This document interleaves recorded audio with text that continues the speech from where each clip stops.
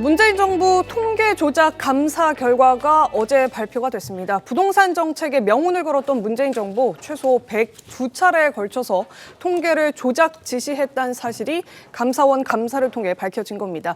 문 전 대통령 재임 때 부동산 우리 정부 자신 있다 이런 얘기를 줄곧 하곤 했었는데 그 메시지 듣고 와서 감사원의 감사 결과 자세히 짚어보겠습니다. 저는 이게 부동산 문제는 우리 정부에서는 이렇게 자신이 있다고 이렇게 좀 장담하고 싶습니다. 대부분의 기간 동안 지금 부동산 가격을 잡아왔고요. 그다음에 또 전국적으로는 부동산 가격이 오히려 하락했을 정도로 안정화되고 있습니다. 감사원의 보고서는 모두 900쪽이 넘는 분량이었습니다. 문재인 정부 청와대와 국토부가 부동산원에 통계 왜곡을 지시했다라는 내용이 골자입니다.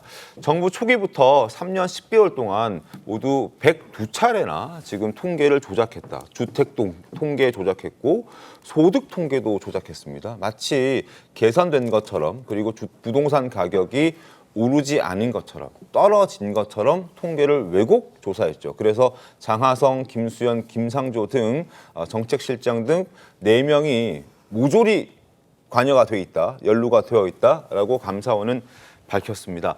김광선 변호사님, 굉장히 심각한 문제 아니겠습니까?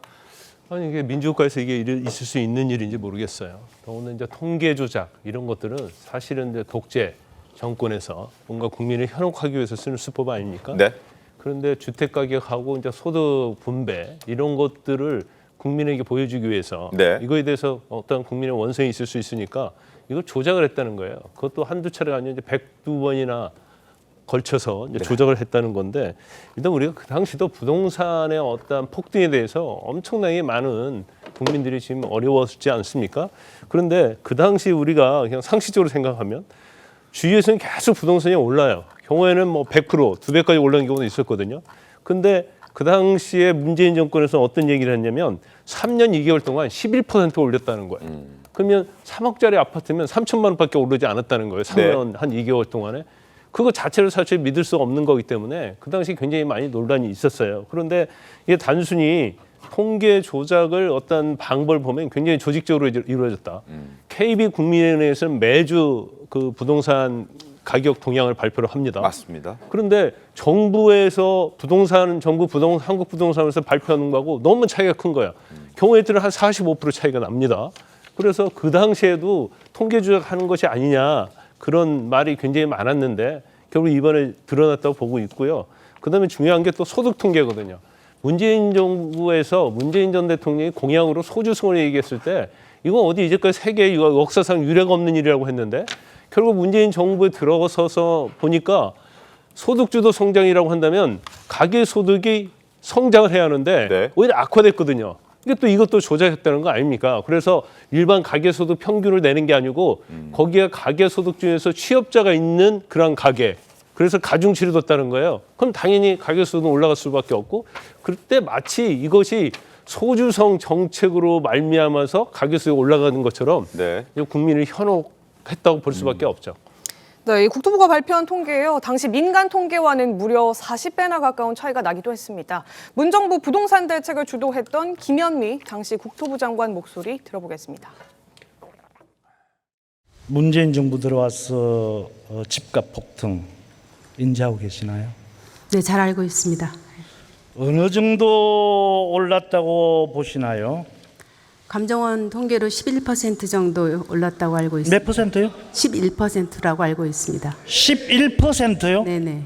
지금 문재인 정부 들어와서 연평균 과거보다 14배 이상 이렇게 부동산 가격이 폭증을 했습니다. 뿐만이 아니라 수치로 따진다라고 하면 KB국민은행 숫자로 보면 52.7%, 또 한국감정원 수치로 보면 57.6%라고 하는 부동산 가격의 폭증이 있습니다. 중위 매매 가격에 대한 말씀을 하시는데요. 그렇습니다. 네. 그것을 국가 전체 통계로 보는 데에는 한계가 있기 때문에 네, 문재인 청와대는 당시에 집값을 잡겠다. 이게 또 정부의 캐치프레이즈였기 때문에 그 문제에 더 사활을 걸었었습니다. 그런데 결국 그 과정에 통계 조작이 있었다. 이런 문제점이 드러나서 지금 논란이 되고 있는 건데요. 해당 부처에 대해서 예산으로 압박하고 말을 듣지 않으면 회사를 관두게 하겠다. 이런 협박도 한 걸로 감사원에서 파악을 했습니다. 좀 더 살펴보겠습니다. 네, 문재인 정부 부동산 통계 조작 주요 사례. 2018년 1월에는요, 청와대에서 이 부동산 집값 통계를 보고 수치가 좀 잘못된 것 같다. 시장을 좀 똑바로 봐라. 이렇게 얘기를 했다고 합니다. 그리고 또 이 청와대에서 이렇게 요청을 하고 위에서 얘기를 했다. 방어가 안 된다. 재점검해라. 이 얘기를 국토부에 했더니 국토부가 또 한국부동산원에 청와대의 지시를 토대로 재점검을 요청했다는 거죠. 그리고 주간 변동률이 1.32%에서 0.89%로 축소됐다, 감소했다, 이런 수치상의 결과까지 드러났다는 겁니다. 지난 2019년 4월부터 7월 사이, 그러니까 문재인 정부 3년 차 되는 시점에도 왜 이렇게 차이가 많이 나느냐. 그러니까 정부가 파악하고 있는 수치와 민간 업계에서 파악하고 있는 집값의 수치가 왜 이렇게 차이가 많이 나느냐, 이런 질문도 또 했었다고 합니다. 그러니까 국토부에서 저희 다 죽는다. 한 주만 더 마이너스로 좀 표기를 해달라. 협조를 하지 않으면 조직과 예산 모두 다 날린다. 이런 메시지가 나왔다는 거고요. 결국에는 서울 집값 32주 연속으로 하락세. 이런 허위 발표가 나왔다는 것이 감사원 조사 내용입니다. 국토부 고위 관계자가 이 과정에서 왜 이런 수치가 나오느냐 항의하는 과정에 부동산 원장에게 사표를 요구하기도 했었다. 원장님, 이럴 거면 사표 내시죠. 협조하지 않고 수치 이런 식으로 낼 거면 사표를 내시라. 이런 말까지 했다는 것도 같이 드러났습니다. 김경 대변인, 이 내용은 어떻습니까? 네, 부동산 가격을 잡는다고 하면서 사람 잡는 격이 아닌가 싶습니다. 근데 저는 문재인 정부의 가장 큰 문제, 뭐 부동산이든 아니면 뭐 경제 수치, 소득 고용, 이 문제가 뭐냐면 잘못된 이념에서 비롯된 정책이 임기 내내 5년 동안 네. 대한민국을 어떻게 보면 암울하게 만들었다, 이런 네. 얘기를 할 수밖에 없습니다. 부동산 가격 안정화 되게 중요합니다. 근데 그 방법은 시장 논리대로 가면 돼요. 수요와 공급을 맞추는 겁니다. 예측 가능성을 높이는 거죠, 공급을. 그런데 문재인 정부 때는 어떤 방식으로 썼냐? 굉장히 세금으로 때려잡는 거였습니다. 그렇다면 양도세, 중과세 했죠. 그다음에 종부세 하지 않았습니까? 그다음에 다주택자 관련해서 되게 범죄시했습니다. 네. 근데 재미있는 건 문재인 정부 때 다주택자가 그렇게 많았습니다. 그러니까 어떤 이런 여러 가지 어떤 위선적인 상황이 있었는데, 그러다 보니까 부동산 가격은 꿈틀꿈틀대고, 우리가 도심의 어떤 집값을 잡기 위해서는 재건축, 재개발을 순통을 트여줘야 되는 거죠. 근데 그런 것들에 대해서 굉장히 불온시했습니다. 그리고 규제를 한 거죠. 규제를 하면서 어떻게 공급이 있겠습니까? 그러니까 본질적으로 보면 예를 들어서 소득 주도 성장도 네. 임금을 높이면 소비가 있는다는 거 아니라 실질적으로 노동의 어떤 생산성을 높이면서 최저임금이 같이 가야 되는데도 불구하고 이게 앞뒤가 안 맞았다는 거죠. 결국 현실은 굉장히 안 좋게 되는데 그것을 속이기 위해서 통계를 이른바 마사지한 거 아닙니까? 그런 측면에서 봤을 때 저는 반시장 정책, 네. 반기업 정책, 이런 규제 위주의 정책이 대한민국이 잘못된 길로 가고 있는데, 이 부분에 대해서 시간이 지나면 반성을 해야 되는데 그거에 대한 어떤 잘못된 방향을 그대로 계속 가면서 도리어 이런 통계를 조작한 게 아닌가. 그렇기 때문에 이거는 굉장히 문제가 있고, 무엇보다도 저는 한 말씀 드리고 싶은 게, 이런 지시가 청와대에서부터 있지 않았습니까? 국민을 속인 거죠. 근데 저는 문재인 당시 대통령께서 이거를 알았을까? 진짜 그럼 대통령마저 속인 거 아닙니까? 김주희 대변인 어떻습니까? 보통 이제 정책을 만드는 입장에서는 정책을 만들어서 이렇게 했는데 그럼에도 불구하고 수치상으로 드러나지 않거나 결과가 좋지 않으면 보통 정책을 수정하라고 지시를 하기 마련이잖아요. 그런데 정책 수정하라 이런 지시 말고 이 수치 좀 이상하니까 수치 다시 한번 조사 좀 해보세요. 이렇게 얘기하는 건 또 다른 메시지를 읽힐 가능성이 있고 실제로 그렇게 읽혀서 지금 이런 조작 결과가 나왔다는 지적인데 어떻게 생각하십니까?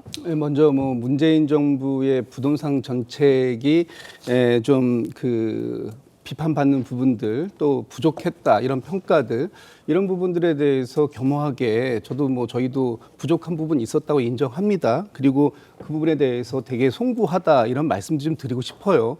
다만 지금 이 통계 조작이라는 말씀을 하시는데 통계라는 것은 왜 보는 것이냐 하면 이 통계를 가지고 어떻게 보면 시장의 상황을 정확하게 파악하고 그다음에 정책의 방향을 결정하기 위해서 통계라는 것을 조사하는 거 아닙니까? 그런 과정들 속에서 좀 저희가 좀 이 부분에 대해서 확인하고 그 정책을 가져가는 그런 과정들이 시장의 상황하고 정확하게 일치되지 않는 부분들도 있을 수 있는 부분이에요. 네. 그 부분에 대해서는 나중에 정책에 대해서 실패했다라는 평가로 저희가 받은 거 아닙니까? 그런데 이 과정들, 그런 다양한 노력들을 파악해가는 과정들을 무조건 조작이다라고 얘기하는 것은 사실관계를 좀 왜곡하는 것이 분명히 있다라는 왜곡이다. 측면이고요. 예.